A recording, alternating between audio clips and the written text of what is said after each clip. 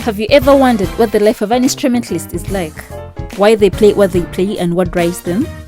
Oh, have you thought about why you love a particular song? Instrumentalists, they give us the best in music, and yet we don't appreciate them as much as we ought to. And so, we bring you your favorite instrumentalist and everything that concerns them. Tighten your seatbelts, relax, and enjoy as we take you on this wonderful journey of learning and exploration on the Behind the Music show with your hosts Eza and Lutz Devi.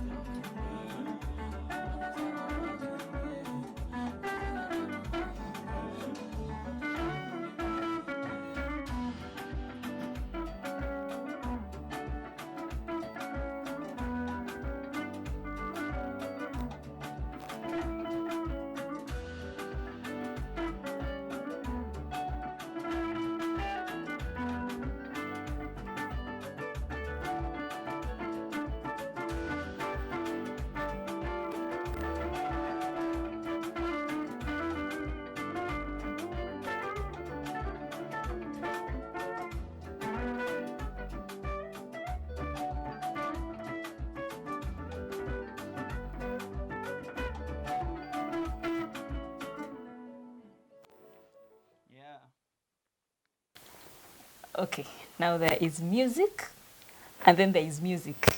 Now this is music. You must give me a high five. Yeah. Jay, like you know how you want to stand up and dance, but in my mind I was dancing the salsa. The little salsa that I know. Yeah. That was awesome. Thank you so much. Thank you. You're welcome. Yes, now we have a very, today's artist, not artist. I am spilling the beans. I shouldn't. I shouldn't be doing that. But our guest today is amazing. Yeah. Mm-hmm. There is so much about him. I don't want to mention so much. I almost already did, so I'm not going to. He's going to tell us everything that I should be saying right now. His name, what he does, why he's here, and all that. That is going to be on him. But for me, I would like to thank you so much for taking off the time to watch the videos that we're uploading. Thank you, thank you, thank you. You have no idea how grateful we are that you really take off the time to watch. And we hope that you're picking a thing or two from the videos that you're watching, because apart from just the entertainment bit, there's something that we're trying to communicate that we want you to learn. So we hope you're picking a lot of knowledge from the different people that we're hosting. They're amazing people. They have so much to say to us, and we're hoping that you are learning. My name is Eza. Welcome to the show. I have been dressed by the impeccable, the amazing Grizzy of Rizzy's Touch. Please get in touch with her. Her number is right on the screen. Give her a call and talk with her. But before we go to the interview, I just want us to take a step further. You see the right hand of your either gadget, whatever gadget you're using, there is a red word. That red word starts with the letter S. For subscribe. Now, if that word is red on your gadget, that means you haven't yet subscribed. So you're going to hit that word. Now, are you done? It should be saying subscribed, and now in black. Okay. Now, step 2. There is a little bell still at the right-hand corner of your gadget. You've seen that bell? Okay. Now, click on that bell as well. The importance of clicking on the bell is that it is a notification bell. So each time we upload a video, you are notified that, Behind the Music has uploaded a new video. We don't want you to keep wondering if we have uploaded or not.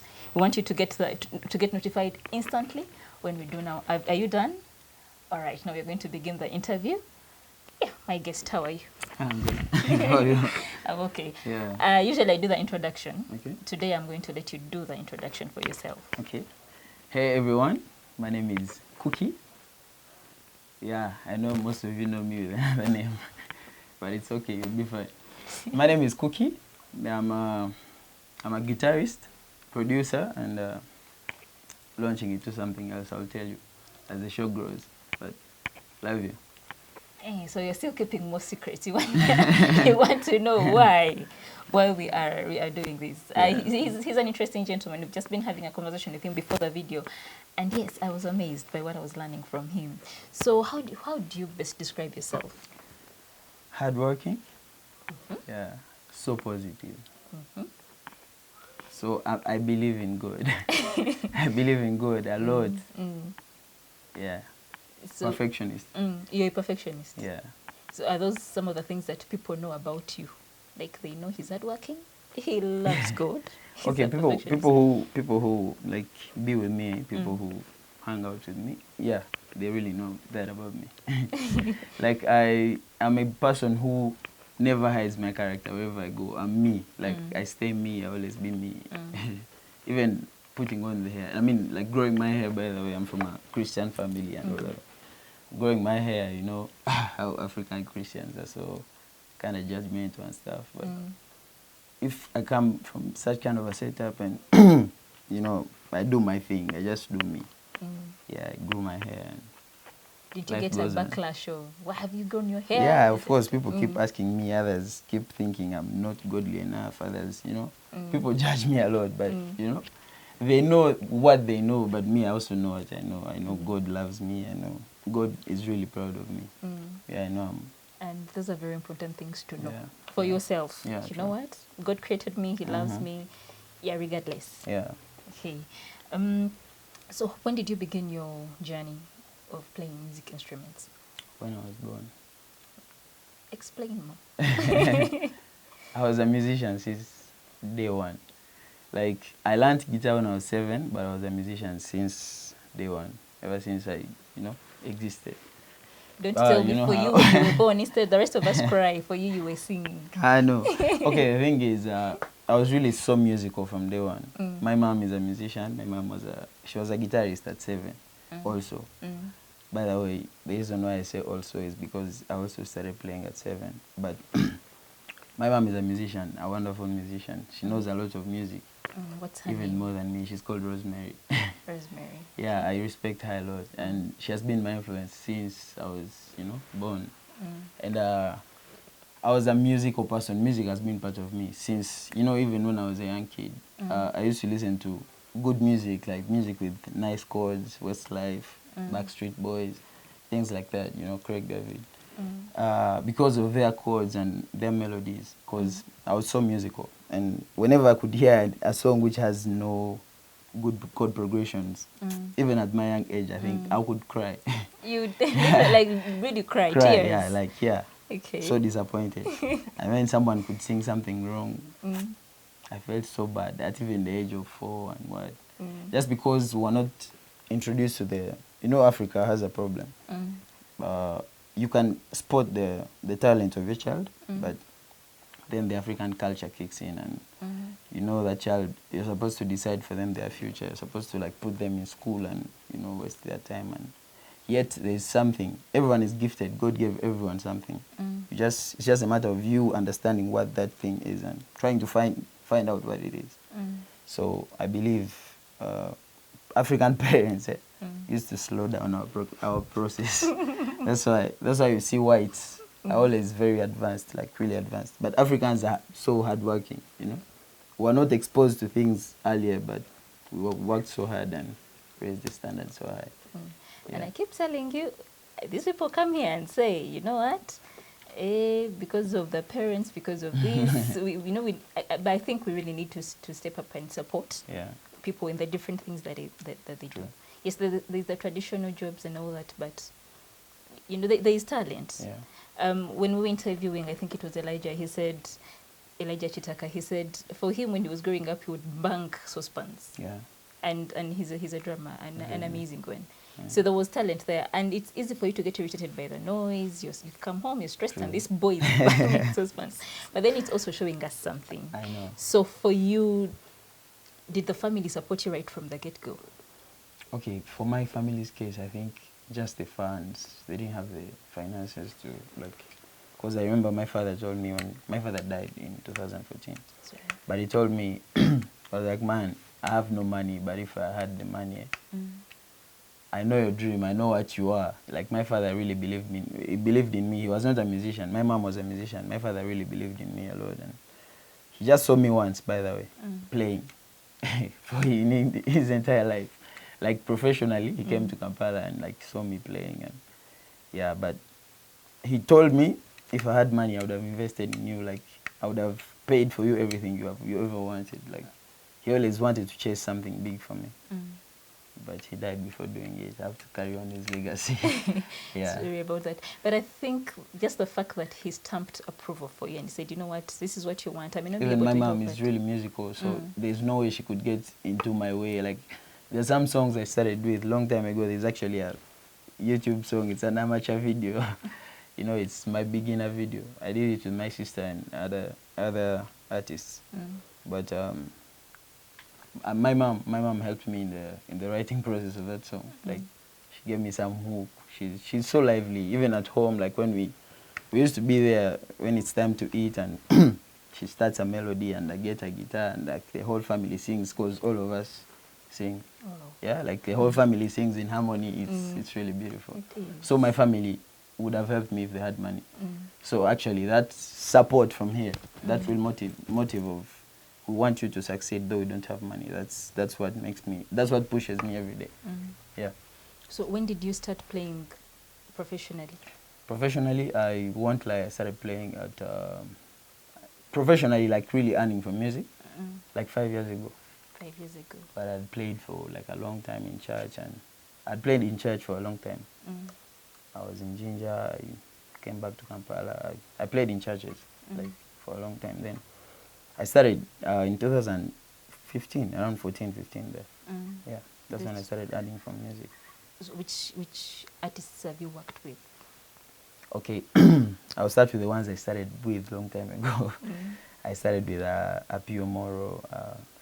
I worked with Afri. I've worked with then others like I've worked with Nava Gray. I've worked with Cindy for a long time. I've worked with Maurice K. I've worked with Chameleon. I've worked with Wizo. Wizo, I even produced for him a song. Wow. It's not yet out. I've worked with Palaso. I've actually worked with everyone. I might fail to put down the ones I've worked with. Maybe the ones I haven't worked with. I've not worked with maybe Bebe Cool. But yeah, Bebe Cool, Juliana, maybe Juliana. So the right question would have been, who have you not worked Yeah, with? yeah. That's it. Because the ones I've worked with are very, very many. The songs I've played in are very many in studios. I would say from when I started my professional career, from 5 years ago, I had a dream. I had a dream to, you know, reach somewhere, to conquer, man, to reach in Kampala, because I was in Jinja, to reach in Kampala and be among those people they talk about when they talk about guitarists. Like, in terms of being known by everyone, even normal people, when I go back to my home, people scream my name and I feel happy. I feel happy. I'm I'm like, you know, like, I've in that moment, I've played like, I'm not bragging, but like 70% of Ugandan hitting songs. Wow, wow, wow. It's really been me from 2017 to now, like 3 years. Yeah. And 3 years, like 3 years, something like 70. Because I've really worked with very many artists in Uganda, plus even others out. I've worked with Bruce Melody and Shiba. I played guitar. Wow. I've worked with Nyashiski. There's a song that I did with Nassim. We did the beat and I played guitars. Nyashiski and Vanessa Mdee, if I'm not mistaken, and another big artist from Uganda. It was a collaboration. I've worked with very many people. I've worked with a Grammy-winning artist. She's called Joss Stones. Ooh. I think, yeah. Wow. She's a Muzungu. She came to Uganda, and Apio was selected to work with her, and I was playing for Apio. So like we had to like do something together, and we also performed at her concert. I've shared stage with Pato Ranking when he came to Uganda. Scales when they came to Uganda, like I was playing for the other Ugandan artists. So I've really, yeah, that was my dreams like 5 years. That was my dream 5 years ago, and I feel like I've done it, and I'm like here. So dream. I wanted to. That's why I wanted to career switch, you know, because I felt like I've reached here. Then there's nothing else for me to do in Uganda. I've played with Maurice Kia. I've played with Maurice Kia. I've played with Chameleon. I've played with like a top artist in each genre. I've played with Eddie Kenzo. I've played everywhere. I've played songs for Eddie Kenzo in studio, like 2 of them. So, yeah. With all those artists come different personalities, different way of doing things. How has that exposure, interacting with them, with their differences, how has that impacted you as an individual? It has made me grow as a person. It has made me know how to deal with different personalities, you know. Chameleon is like this, Maurice here is like this. They all have different personalities. Like, you had the incident of Chameleon and Bauer, you know, and that's Chameleon. You have to know how to deal with such people. You have to know how to deal with someone who is maybe as calm as Maurice Kia. You know how to deal with this one who is like very demanding. You know how to deal with, you know. It makes you grow as a person and get more and enough experience to like go forward. Yeah. Has that experience changed your perspective maybe about Ugandan music?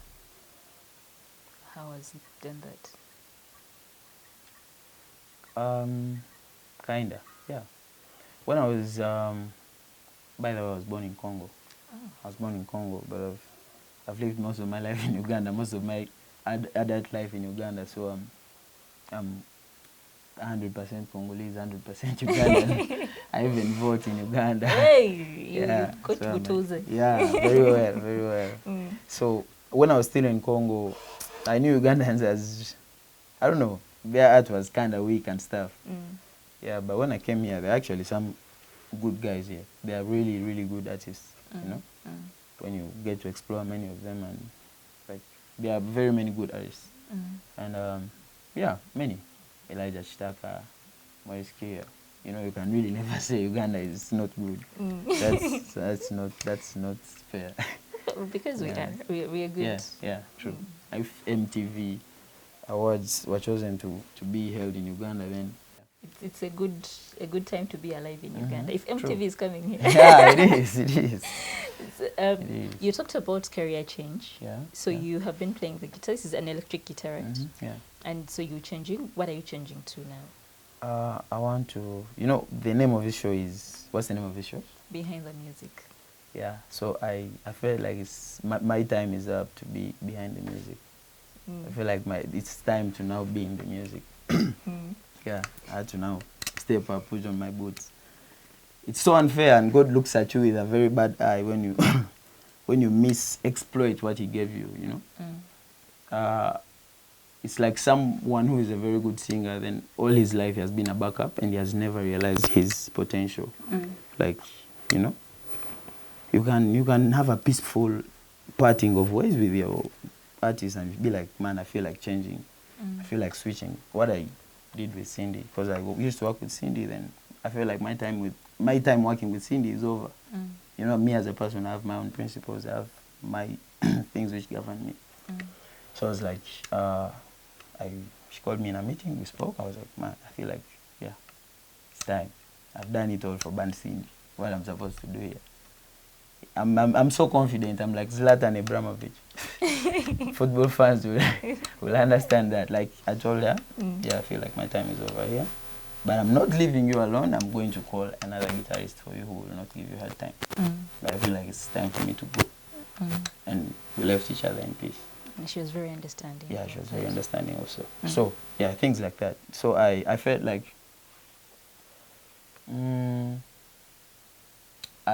my time being behind the music is over. It's time for me to be in the music. That's what I can say. Okay. That's what I can say. Like I have to put on the boots, and I have to represent for Kuki. Kuki is there inside me saying, man, you're misusing me, man. I can do more than this. And I'm also there behind the artist. Why don't I be the artist? Why don't I be an artist? Why don't we share a stage with the people I'm playing behind? Because you have the potential and the capacity. Because as musicians, we'll never have an idea how much the person who is in the music earns and how much the person who is behind the music earns. Felt like, as a musician, I have to have accomplishments in life. I have to have a very big building called maybe Cookie Towers in town. We don't have to die poor. That's so bad. Another high five. That's what people know about musicians. I don't want to follow that norm that people know. That's the norm that people follow. I don't want to die poor. I want to accomplish big things in life. So I felt like, why do I be behind the music? If the music is there, and music has been my best friend since I was born. Why do I be behind it? Why don't I just be in it? Like, why don't I just, So how many songs have you done so far? I've done really many songs. Very many songs. I might fail to count. It's like, yeah. I am going to spill the beans a little bit, like one or two beans, and then I close the sack again. I have had the opportunity of listening to some of his music, and it has most of your songs kind of have a Nigerian touch to them. You listen and you're like, should be isn't this from West Africa? And then you realize, the guy is from Uganda here. Why? Do you have any inspiration from the Nigerian kind of music? Because governments and countries and borders were brought to divide people. And we are Africans. And Nigerian music is African music. I feel like I'm Nigerian, I'm Congolese, I'm Ugandan, I'm Kenyan, I'm everything. But governments and, and all those rules and borders and what, you have to have a passport to be here. You're not Nigerian, you're Ugandan, you're Congolese. So I would say I would term my sound as international. International is, it goes in many nations. It crosses into nations. So my music, I have a country feel in one of the songs. I played it for you, like where I sang like that rocky voice. I have there's a certain soul song. I have soulful, those soul songs. And I have dancing songs. I have that Nigerian style, which is I call it African. Yeah, and I have house from South Africa mixed with other styles. I'm a producer who wants to challenge himself. I always tell myself every day when I look in the mirror, I be like, you're my competition. I feel like I want to be better than you tomorrow. You know, when I wake up, when I wake up tomorrow, I want to be better than you. Telling myself in the mirror, because I don't want to compete with anyone. What if I underestimate myself and I think I would God put me maybe on another level? I have to just compete with myself. Yeah, I'm trying to compete with. I'm going to try and compete with that person and keep myself on his level. If God blessed me in other ways, I'm supposed to maybe be bigger than him or maybe have better sound than him. And I feel like I'm a person who believes that everything is possible. Even a Nigerian can listen to my song and dance. Even a Nigerian producer can listen to my sound and be like, man, you produce this from Uganda? I'll be like, yes, and I'll be proud. There are Bazungus who have asked me, man, are you sure this sound is from Uganda? I'll be like, man, I'm the one who did the production, I'm the one who sang, I'm the one who did everything. So I want that kind of feel. Like I want an American to be like, are you sure this is Uganda? Because it crosses to their nation too. Like it feels, he or she feels like it touches him or her, you know? So I want my music to touch everyone in the world. That's why I chose the international style. I chose the international kind of feel in my music, but also African tradition, trying to unite all the African, cultures and stuff. Yeah. You mentioned something that I have found, I'm going to call it a revelation. The best competition you can have is yourself. Yeah. You compete with yourself because it's easy to compete with someone else. True. But then really, like you said, you're on a higher level. You can do better. You have better ability than they do. You're an ego, but you're still young and you're trying to compete with those young chicks. You know, like, they are trying to jump me, I can't jump. No, wait for your time, you'll fly. For them, they can't fly higher than you do. Like you fly, you know. Don't try to put yourself on the chicks level. You are an ego. Like you should see yourself as an ego. And self-confidence is also a very big part of it. Yeah, that's it. So it means you don't have a specific genre of music that you... I do African. I just do African fusion. I would just call it Afrofusion. Yeah. Because it's very many styles. There are some songs where I sound like I'm Kenyan. There are some songs where I sound like I'm Tanzanian. Some songs where I sound like I'm American. Some songs I'm sounding like I'm Nigerian. You know, it's really a bit of everything on it. So basically, I promise as we are trying to get used to this, you surprise us with another tune altogether. Yeah, but they all connect. In some way, they all come back and connect. It's Afrofusion. Altogether, Afrofusion. So who writes the music for you? Me. You write all the songs, you've written them for yourself? In fact, what will surprise you is that, I'm a person of, if I have a motive behind something in my life, I always do it to death. I always do it as if I'm dying tomorrow. You know? So my motive behind the music was, I was somewhere and someone saw me as a stone. Yet I knew I was a diamond,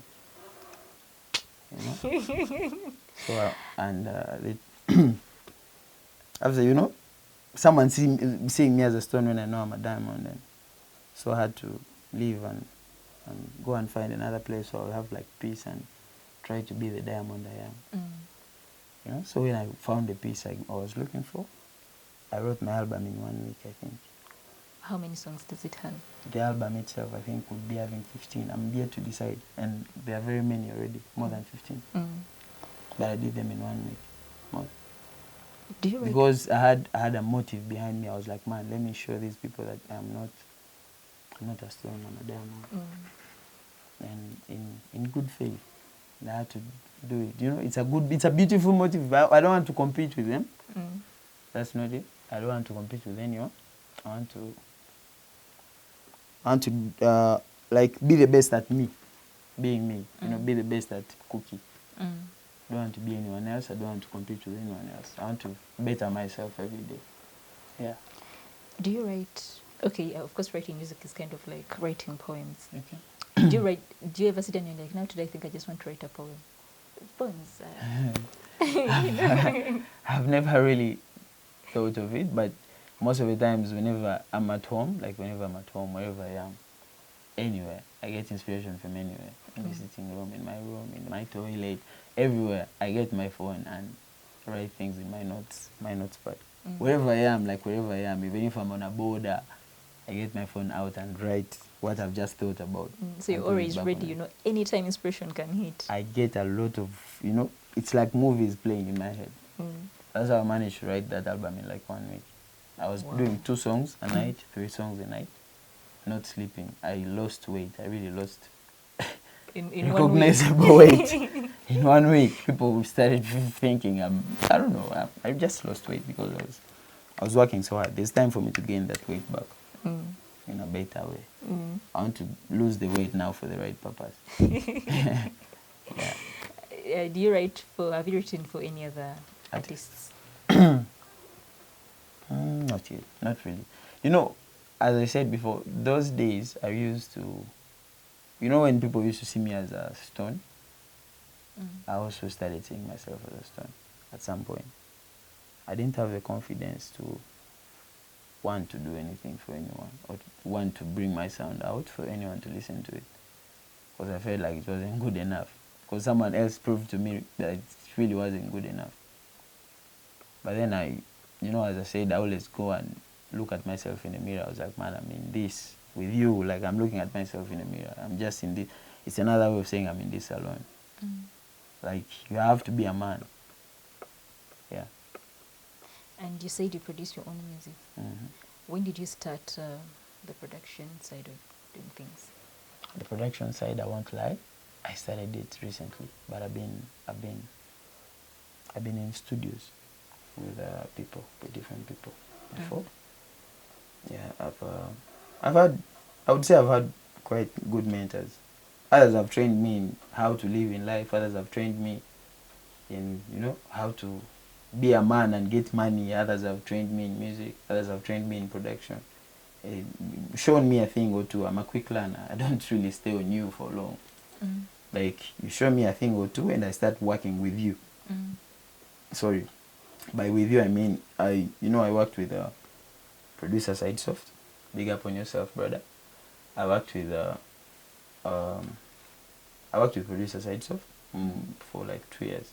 I was in his studio. He taught me, you know, he showed me a few things and I learned very quickly. As I said, I'm a quick learner. And I started producing with him. And at some point, he felt like I'm producing nice things and he started leaving for me some of, you know, the songs and be like, man, do this alone, do this one, do it. And I started doing production slowly. Then from there, I worked with Zuli Tams and Black Avi Records. Big up on yourselves. And yeah, those are Nigerians. As I said, at some point in my journey, I worked with Nigerians. That's why I got diversity of, like, you know, sound and stuff. Yeah, and also Zuli Tams was also showing me some things. He shows me one thing or two. Tomorrow he finds me and I've done like a good track for him. He sings, I do this. He sings, I do this. You know. Even on his album, there's some tracks I, you know, co-produced. Then I worked with Bantu Production. I worked with Bantu Production Uganda and big up on yourself. Bukachimi, Erasto. Yeah. Enoch, like the whole, I worked with that studio. And Rasto was teaching me some things also there. He was showing me a few things. That's how I've been learning. Like, I've been learning from people. Then from there I came to Route, where I am right now. And I'm working with Eliakis. Eliakis also keeps showing me things. I'm a person who believes that learning never ends. It only ends when you are dead. Yeah.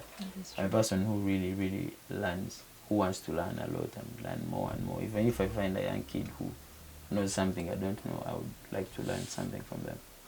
Yeah. How was that experience of working with different studios, with different producers? What is the one thing that you would say, this is what I've had to take home with me as a lesson, maybe? First of all, is lesson production, because I'm producing because of that, you know. The producers were showing me things. So I've learned production. But also most of them are, most if not all, I think all of them are older than me. All of them are older than me, so as a young person I have a lot of things to learn from them. Yeah, there are lots of things I'm learning from. Yes, Oman Rafiki, my brother, big up on yourself. There are lots of things I'm learning from them, from him. You know, working with older people and people who are more experienced than you. Yeah, you get to collect all of, their knowledge that they're giving you, and you do something great. That's me. So I collected here, then I listened to a lot of international music around the world. Yeah, there's some of my songs I sound like an Arab. You cannot tell who is singing, but it's me singing. Because I listen to lots of cultures. Yeah. You seem very appreciative of the differences in culture, Yeah. and they seem to be also helping you so much in the making of your music. That is quite awesome. Yeah, true. Yeah, we will have different ways of, there's differences in perspective, and there's a way. The Baganda have a saying that buli omu waali walabira enjuba n'omusana. Basically meaning how I see something. We might look at the same thing and we say this is a guitar, but what I'm going to see about the guitar and think about it is totally going to be different. We're going to have two or more different opinions about something. Yes. So, and I think we need to get to a point where we just appreciate each other's opinion. Yeah. Yes. Okay. Which people have you produced music for, Sefer? Okay. I've co-produced on a couple of projects in the past before I started producing my own. There's a project that was meant to be for the World Cup in Russia for Triplets Ghetto Kids.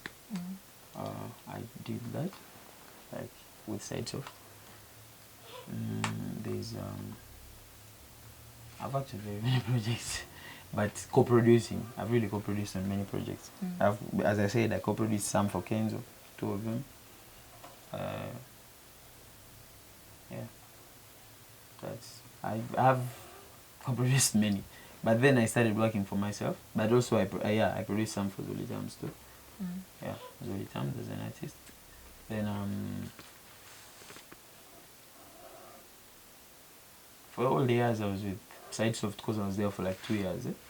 The songs I did with him were very many that I co-produced with him. Yeah, that's what I would say. But then as myself, I've done very many, even here at Route, because I've been at Route for like, I haven't really been here for a month, but I've produced already very many songs in this period. So I don't really count projects I do. There are very many. Yeah. Now, when you speak as an instrumentalist that has been exposed, that has really done great things, what are those things that you have observed now as an instrumentalist that you feel, okay, I think other instrumentalists need to know this and maybe learn from my experience as well? There are very many things in life. And in music too. In music, I would tell them all of us, learning never ends. So in music, I would tell them they should always look out to someone who's better than them. And they try to raise their level to that person. Don't try to be that person. Get maybe the methods he uses. Yeah. Then work out so hard. Like do rehearsal, and raise your level to that person. When you reach to that level, see another person who is better than you, than both of you. You again raise your level to that person. So that's it. Like if you want to be a better player in anything, always look out to see. Always look out to learn more things from anyone. Anyone. But then also like, watching shows, going to festivals and you try to get another way, because every musician has his own way of interpreting music. So when you go to festivals, when you go for festivals, let me say Sauti za Busara in Tanzania, in Zanzibar, you will see the people performing there and be like, okay, this is a different style, this is this, you get to learn a lot of things from the shows you watch. So you should always watch shows, but not mediocre shows. Watch shows of the people you will learn from. But then also in life, you should learn how to save. I know what I'm talking about. Artists, musicians, mostly everyone in the gig world, we should really learn how to save. We should really learn how to save, because there's always, I always call it, there's always shining time. There's always shine time for everyone. You know, maybe 5 years ago, there was another guitarist booming in Uganda. Like it's your time to shine, you know. But you should always remember that when it's your time to shine, there's a young kid down there trying to rehearse to come and reach you. So if you know, if you relax and start maybe playing with your finances, then in the next few years you won't be no more. You won't be there in music. You won't even be there in life, because even in life you fail to manage. You fail to manage your funds. You fail to manage your money. You failed. You know, you have to be very keen, very keen. Invest in other things. The other things are the ones which are going to invest back in your music, because music, we really need money. You know, there are devices that other people out there use that we don't use here because we don't have money. You know, we don't have money. I can't go and buy a pedal of 5 million. Me, my pedal, I bought it, you know, 1.5. It's not everyone who will go and manage 1.5 million for a pedal. This guitar is like, you know, $1,200, which is too much money. You know, it's not every musician who will be managing that. So, what a young musician should do is, you know, get money from music, invest. You know, get that money again to invest back in your music. Then you reach the real level. In my life, I really hate doing mediocre work. You rather find the real sources, find the real way you're going to do the thing, plan your things properly, put your plan down, then invest in it. I don't want to do mediocre work. If it's a video, do a video with the best video director. If it's an audio, do the best efforts you can do. So you cannot do those best efforts when you don't have the funds. But you can't have the funds you need in the music industry here, mostly on the people behind the music. You don't know how much money they get, and they are home. It's very hard actually for a starting musician. You know why I'm talking like that? I started my first gigs in a certain band. I won't maybe say its name. I don't know. I should say its name because it's not in existence anymore. It was called Supernova. Supernova band, we used to go for rehearsal. I used to stay in Kansanga, and the band and the rehearsal and all the gigs we could get were in Kasangati. Kasangati, from Kansanga to Kasangati. I never used taxis most of the times. So I leave Kansanga to Kasangati. I almost paid 20, 30 on border going. Coming back, I can pay the same money. We shall come back very late at night. You know, I go there all for 20,000 that I'm going to get after the gig. They tell you, oh, yeah, this is a trial gig. You are going to come back next time, and you go with 20,000. You go with 20,000. They say you are paying transport, but even the transport I use from home to go there was very expensive, and coming back very expensive. I have to eat, I have to pay rent, I have to do this. So it was a hustle from 20 to 30 to 40 to 50 to 100 to 200 to. Then I started going up. It all depends on how hard you're working. You should not waste your time. Whenever you get time to work hard, work hard. Because there's another young man there out trying to work so hard to reach your level. So if you sleep, you will slumber there, and they will take your place and go. That's it. That's the real truth in life. In every sector of life, in every field you are in, you should know that there's a better journalist tomorrow who is going to come, but right now they are struggling to reach your level. So if you sleep, they will take up your place, you know. It applies in every field. If you're a footballer, you know, I'm called Neymar. Now Neymar has been sleeping, and now he's going to go to his 30s. He has not won anything for himself, you know. He has not won World Cup for his country. He has not won any Ballon d'Or for himself. So it's bad. It's a hustle. If you waste your time, that's how you end up. Yeah. Okay, so the thing is, don't get so comfortable doing what you're doing. Hustle very hard in life. Also in music, work so hard, because there are people trying to take your place. There are people I did not see when I started playing guitar in Uganda. I did not see them. But when right now they are there. There are very many guitarists that are there. There were some names. There was Shama Mushaka, there was Michael Uma, maybe then only, and maybe Kaz Kasozi, those big legends. Respect to them. Then right now there are young kids that we don't know. Then also there are those other good musicians. There's, you know, Sebulime Michael is a guitarist, but no one knew about him maybe 10 years ago. But right now he's a very good guitarist. If there was a guitarist who was sleeping, and Sebulime Michael decided to work so hard and, you know, practice his guitar playing, and he reached his level where he is right now, and he starts earning real money from music. there was someone in his place. You have to remember there was someone in his place. He worked hard and he took that place. So don't misuse your shine time. Yeah. Wow, that is wow. I'm going to call it deep. That is quite deep. So you said your music isn't yet out, but we should expect it in a very short period of time. Less than a month, maybe. Less than a month, okay. So when it comes out, how will we get to know that it is out and we get the opportunity to listen to it? There will be announcements and stuff. There will be all those. There will be like, I have a team, a very strong team behind me. I have people I'm working with, and I know that, you know, they are good at what they are doing, and we are the best.